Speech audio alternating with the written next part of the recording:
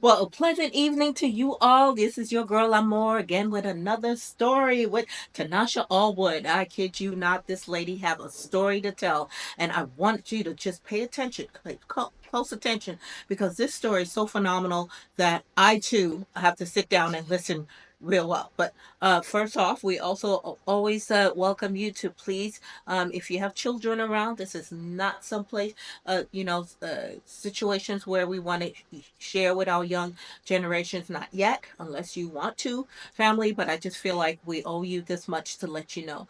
But ladies and gentlemen, allow me to introduce to Tanasha Allwood. Tanasha. I am so pleased and so honored to have you as part of the Monique Woolley Foundation and wanting to share your story. I think that when we met, I just knew that you had something within you that was so special that needed to be heard. You know what I mean? And I'm just so honored to have you here. And I'm so excited. Today has been such a wonderful day. And I just want to thank you for that. And at this time right now, I just want to just give you the floor so you to please just share your story with us. Thank you so much. Well, thank you so much, Amora, for having me. It's been a true pleasure meeting you. I feel like God is just, He's working.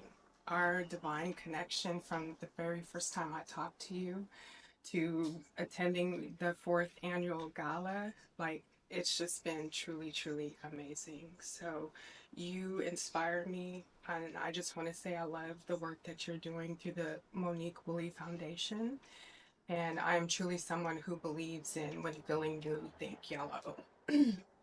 So with that said, I do want to share my story. Um, it starts back with me. Um, Let me just say it this way. In my family, I grew up with my stepfather and my mom. My stepfather is from Kingston, Jamaica. In my family, we do not talk about our issues. We didn't believe in therapy. And anytime anything major in our lives happened, we just kind of swept it under the rug. We just didn't talk about things. So that's kind of a little bit about my growing up. So as I was navigating life, I've been through an abusive marriage that ended in divorce. I've also been through a second marriage that also ended in divorce, and there was abuse there as well. Both of those major life events for me led me to a place of depression. And that wasn't the only thing. As I got through both of those relationships, I've also been laid off from job loss before. I've experienced that 3 times in my life.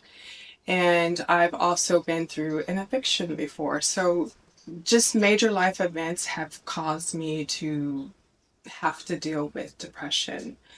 But nothing else beats what I'm about to tell you right now. I have a 26-year-old son who 6 years ago um, was sentenced to 5 years in prison. That is my only child. And as a single mom, when the judge handed down that sentence, I lost myself. I really struggled with where did I go wrong as a mother? I felt like a complete failure. I I was just lost. I didn't understand if you like he had a really good upbringing. Like I spoiled my son. Like people in my family would tell you like you spoil him. And I don't know in this journey, I don't know where I went wrong. And so for a very long time, I blamed myself for his decisions and his choices to the degree where I didn't want to live anymore. 6 years ago, I wanted to take my own life when he went away to prison. And Yeah, I almost did, but I didn't. I'm still here. Um, I at that time I didn't believe in therapy. I didn't have a support system around me. We were living in Texas at the time, and it was just a lot to handle. So what I did was I reached out to my church community and tried to find a way to just get some sort of support, some sort of relief, because I just wanted the pain to go away. I was ashamed and I just wanted the pain to go away. So I got heavily involved in the church. I took a couple of missions trips and started sharing my story just to kind of cope with the pain. Um, I struggled. I struggled a lot. But then fast forward to 2022, my son got out of prison. I moved him out here to LA where I currently live. And I thought this would be a good change for him. And 3 months of him being out, he commits another crime and he goes back to prison. For the past year and a half,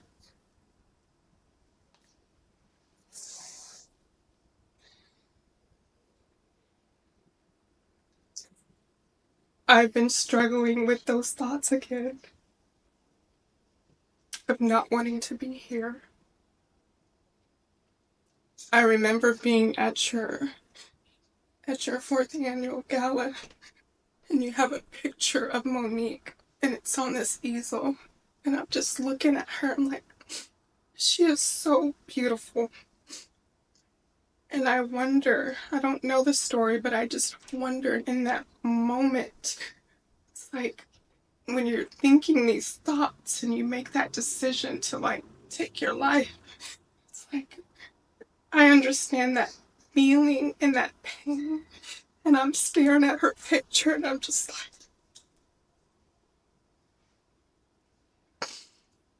I had to tell myself, like, don't quit, don't give up. You're gonna get through this. You're gonna get through this. It's not about you, it's him. He's making these decisions. It's not your fault. Whatever's going on, just some help this time. So I don't have a church family out here in LA.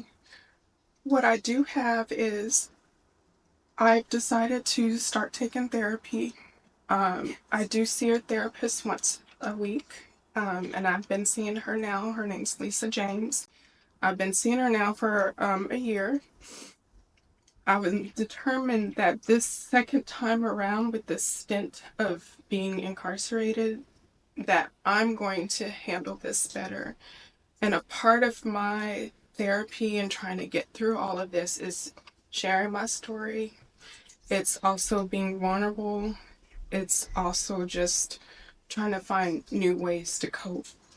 And so when our connection came across, I was just like, okay, this is a good opportunity to, get it out. Even just in this moment, I'm just like, I feel a relief. Um,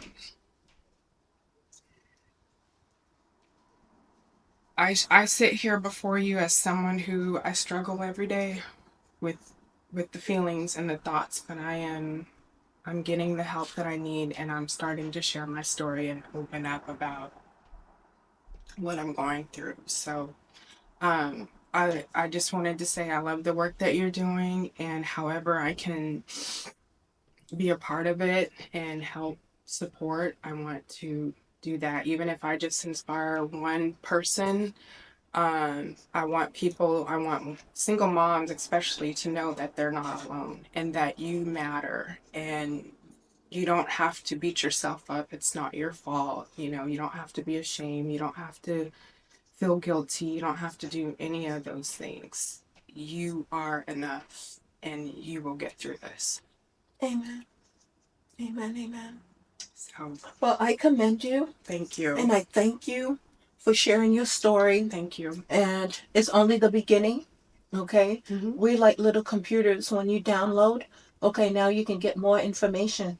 And I think that we have built a family with the Monique Woolley Foundation that you will soon to find that you will get the support. Yeah. If you need therapy and resources, we are here for you. Yeah.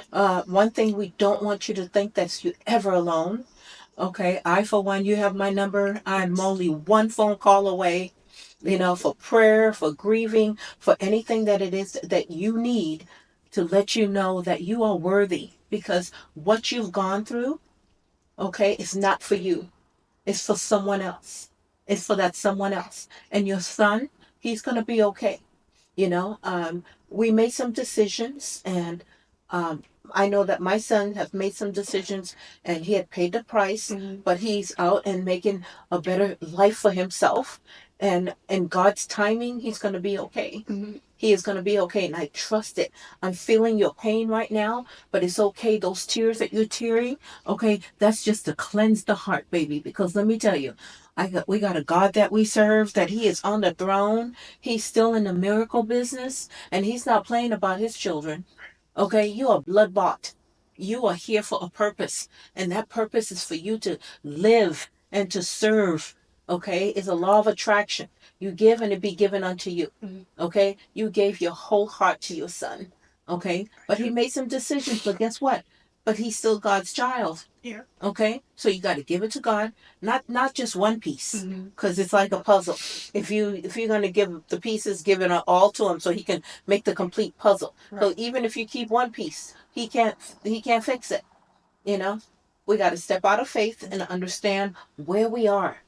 Okay, and we got to pick up right where you at right now, and to tell you that we love you, we appreciate you. This is only the beginning. You're touching you. We're gonna be touching many lives, but unlike I tell everyone else, you know what I mean, there's someone out there hurting. Yeah. There's someone out there hurting, needing to hear your voice. Yeah. So I wonder if you would be so kind to look into that camera and speak to that one person that needs to hear that there are enough, and that life is precious. Okay, that suicide is not the answer, that it's okay not to be okay. Please. If there's one person out there that's listening right now to my story, I just want to say that when you're feeling blue, think yellow. And know that it's okay to not be okay. You are not alone. You are not the only one that is going through what you may be going through. Please don't give up on life. Life is too short and you deserve to be here. I'm glad that you're here. I love you, and I hope that you will hear this message and be inspired. Please don't give up. Hang in there. You got this. Amen. Amen. Amen.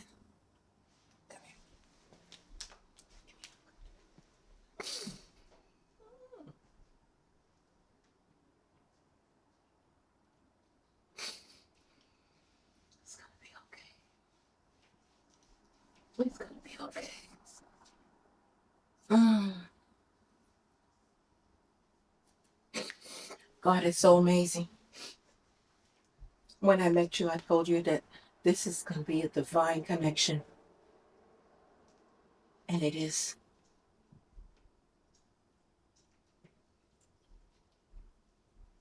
I'm struggling.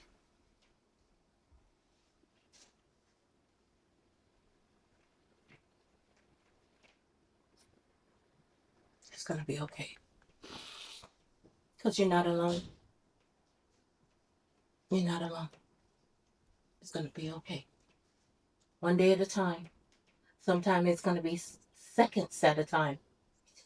But you're not alone. You have a family with us now. The Monique Woolley Foundation. And you know what? Mm-hmm.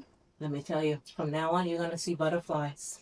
And that'll be Mo talking to you and let you know, don't give up. Don't give up. Ever. We're here for you.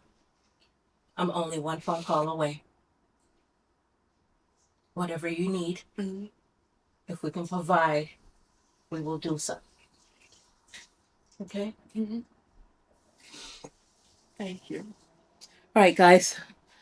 What can I say? What an incredible story. Did I not tell you? Well, stay tuned for more of part 2 with Tanasha Allwood.